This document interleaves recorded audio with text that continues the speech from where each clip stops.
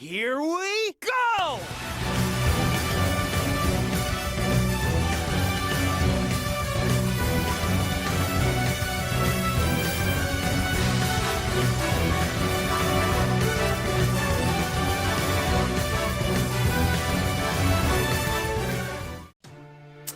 Hey, what's up everyone? This is GamerBlake90 and welcome back to my Sonic Afterbirth sequel playthrough series. If you're wondering what's amusing me so much, before I recorded this video, I just rewatched that little cutscene where Tails got scared out of his mind upon arriving at the Moon Mansion. But what I failed to notice the last time I recorded my playthrough of Technology Tree was that, that ghost of a bad neighbor scared Tails right before he ran off. I somehow managed to avoid that. I paid exclusive attention to the fact that Tails was terrified out of his mind. And also that he reverted back to Sonic Force's Tails, disappointingly enough. But anyway, I was going to say we were off to a smooth start in this level, and then we got spiked. That's no fun. Oh. Okay, so platforms like this you have to stand on so that they'll take you all the way up to the top. Oh, wow, I almost fell on top of that Eggman monitor. That would have royally sucked. Thankfully, I reacted to the very last second. Can I attack that guy? No, I cannot. And they seem to behave an awful lot like the boos seen in the Mario games. You look towards them, they'll appear. You look away, they'll disappear. But wait, isn't that kind of inverted way of how the ghost would work in Mario? I think if you look towards them, they don't move, and when you look away, they do move. That's an interesting inversion that Sonic Afterbirth sequel is going for here, but apart from that, this level is, without a doubt, spooky. It's definitely giving me that vibe. This fog around us, for one, and the fact that that moon in the background has turned a lot more foreboding than I remember seeing it in Technology Tree. We could be up to an interesting experience here, without a doubt. Alright. Okay, thankfully we can break past the bad news right there, which will occasionally flip-flop up and down, so you have to be very careful how you time your attacks, lest you get speared like I did earlier. Ow! What the heck? What was that? Oh, that silvery top there has a hitbox, so it's basically like an enlarged spike. Alright, well, note taken, at the cost of my— No! Give me back my money! No. Okay, we gotta hit the spring in the middle of the air. Okay, luckily, these things don't appear to have hitboxes. You touch them, they just bounce you away. So, that makes things somewhat easier. But anyway, oh crap. The blocks that are attached to the chains right there will fall off the second you stand on top of them, so let's be very careful about that now. I'm also trying to be very cautious about how fast I go through this level, because I don't know the layout at all. I'm learning it on the fly. Whoa! No. I'm not gonna make the same mistake I made earlier. I don't have a fetish for spikes, thank you very much. But yeah. I hope you guys have been enjoying all of my Sonic Mania Mod Showcase I've been doing lately, and that I intend to juggle alongside that my fan game showcases. That's essentially been one of the bigger goals I have with this channel, showing off the creations of the Sonic fan community, fan games and mods alike. And rest assured I have a lot more on the way. I told my community it was going to be an active week with my channel as usual, and I think so far I'm living up to that pledge. Let's take another ride up to the top, but unfortunately it would be— Huh?! Whoa, what?! What just happened? Didn't I just clear a level and somehow I died?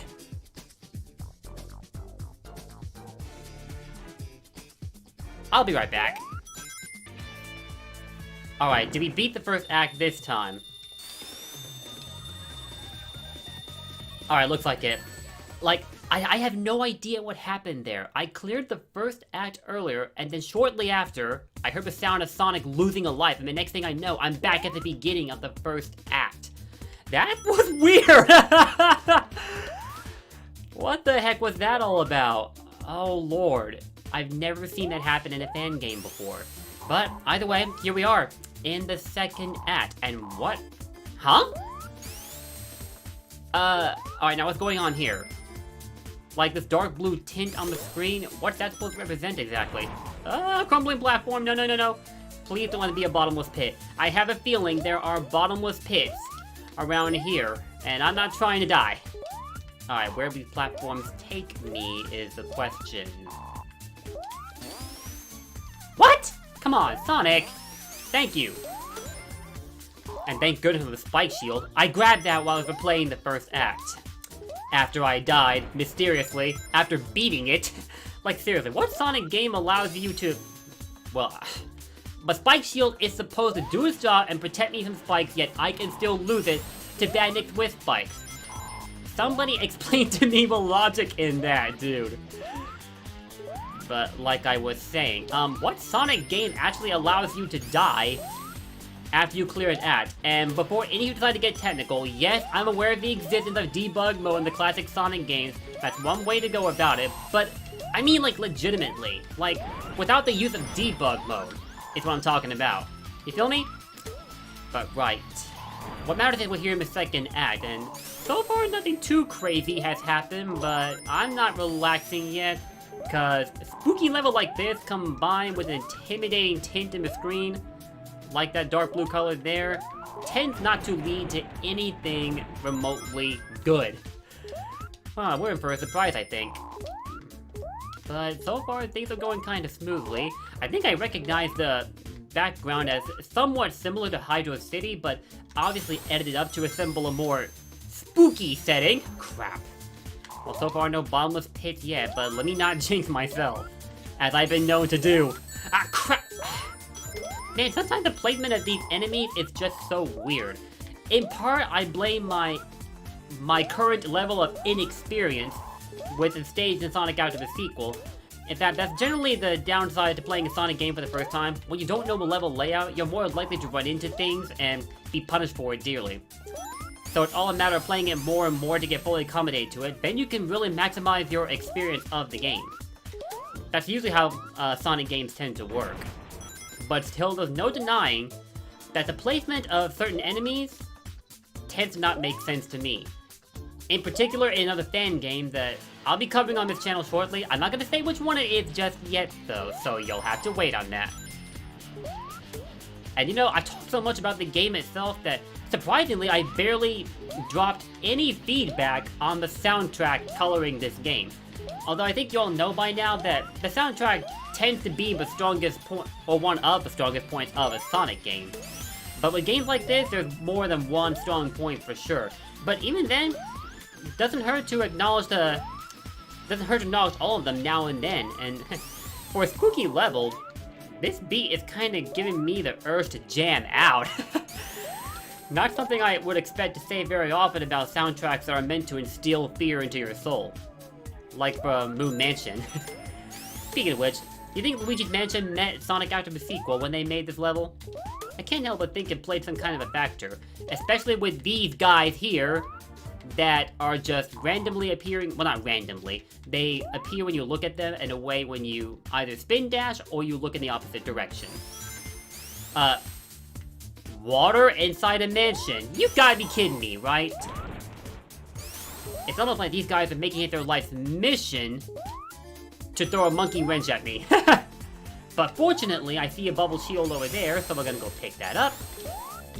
Ah! No! Don't pop my bubble. Please don't pop my bubble. I'm not trying to drown. No! Oh, come on, guys. Ow! Whoa, huh? Did I seriously lose my ring, but not my bubble shield? I mean, I'm not complaining, because that means I won't have to worry about drowning for the time being. But how do you lose your rings before you lose your shield? That honestly doesn't make any sense to me, but I guess I'll roll with it. Oh, I'm gonna have to do it like this. Actually, better yet, I should have known. The way the spikes were positioned, it was going to be very, very difficult to just shortly hop over them. Like, I was trying to lightly tap the jump button so I wouldn't jump like a full hop while underwater, and so I wouldn't hit that spike bed up on the ceiling there, but didn't quite work out the way I hoped for. But fortunately, we're now at the end of Act 2 for the Moon Mansion, or Luigi's Mansion, which means Sonic after the sequel. Yes, I know, I already used that line a bit ago, but some I just can't help repeating now and then. That's I'll admit right now, that's been an irritating habit in my commentary lately. Repeating the use of certain phrases, and on occasion, I'll stop recording the second I take notice of this downfall.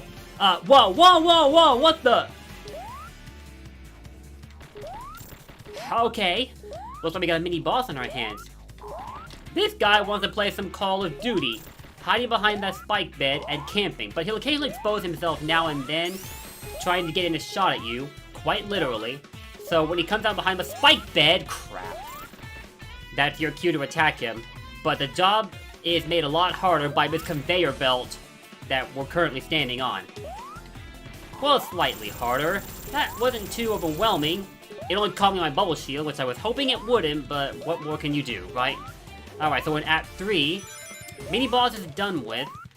That was kind of a surprise twist, though. It's not often that you start a level with a mini-boss right off the bat. At least when you played Act 1 of Science City, they ended that act with a mini-boss rather than started it with one. I have to say, Sonic After the sequel is breaking a lot of stereotypes when it comes to Sonic games. But I love it. I did say how much I love the creativity in these fan games, and this just fuels my love for them even more. Alright, so still some water here to worry about. That bubble shield would have been really good to keep on hand, but no, I had to go and lose it. Ah, whoa, no, I did not mean to drop dash. I swear I didn't mean to. There was something over there, I think. Oh, a spring. And where will it take us? I should have known. There was a crumbling platform right above that spike bed. I wasn't sure if there was one there at first, but from the way the floor was designed, I was like, I think there's something there. I don't know if there is something there, but I think there is. Wait a minute! Oh, come on! Spin dash doesn't work, but yo, is this actually a remix of the main theme that you usually hear before and after the sequel? I think I just heard something like that in the middle of this song. If I heard correctly, that is awesome! Whoa. No, I am not Luigi. I know I sounded like him briefly, like saying, no. But no, I'm not that good an actor. Alright.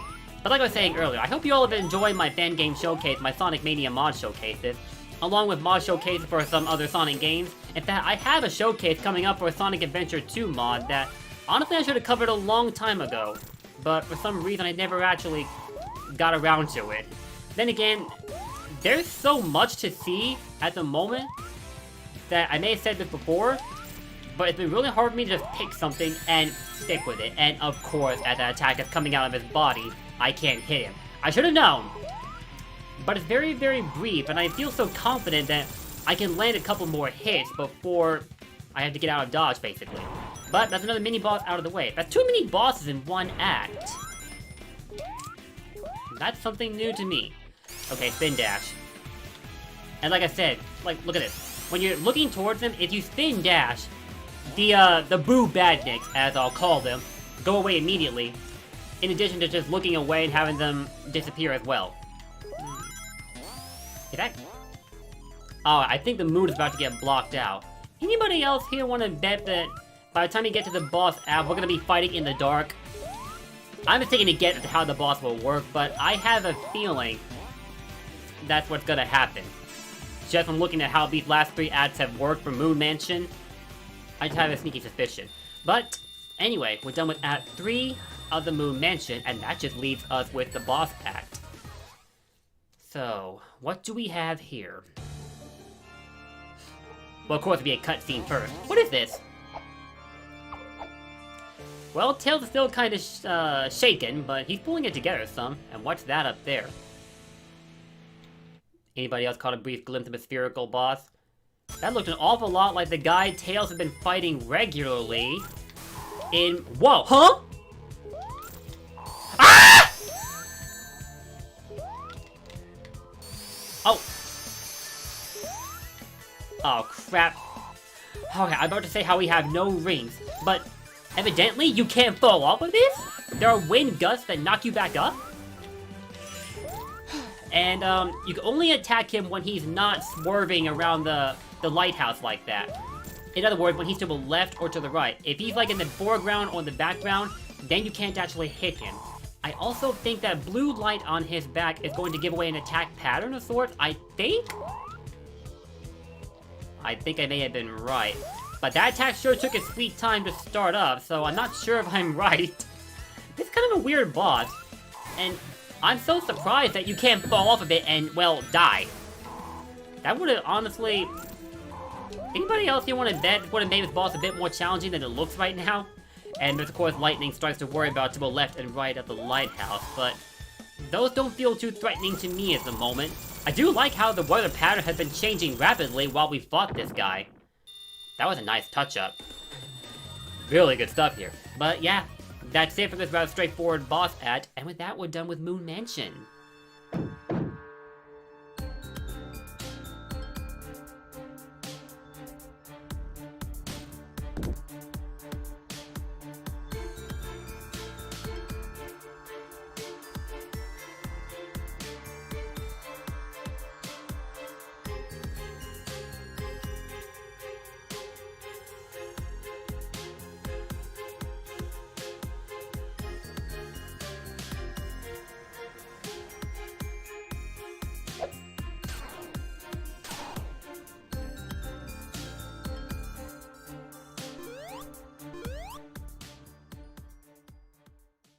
What's going on here? And yo, those city lights right next to that mountaintop? Colorful as heck. Red Hot Ride Zone. Whoa, whoa, whoa, whoa, I can't jump! What is this? I had no intention of playing through this act just yet, but what in the world? Why can't I jump? I do gain speed though, the further along I travel here, it looks like. Why can't I jump? I don't know what's going on here, but I'm gonna save the mystery for when we get into the next video. I think it would be best to cut it off here for now. Because, you know, one stage per video. So yeah, thank you all for watching my playthrough of the Moon Mansion level in Sonic After the sequel. And if you did enjoy what you saw, make sure to drop those likes and comments before you go. And... sorry, stretching for a bit here. And you want to keep up my Sonic content or non-Sonic content, just ring that bell and hit the subscribe button. But more importantly, ring that bell. That's what you really want to do, or you won't get notifications. And after you do hit the bell, make sure to enable all notifications rather than just a specific segment of them, or you'll miss out on some videos now and then. On that note, guys, I'm out of here. Thank you all for watching.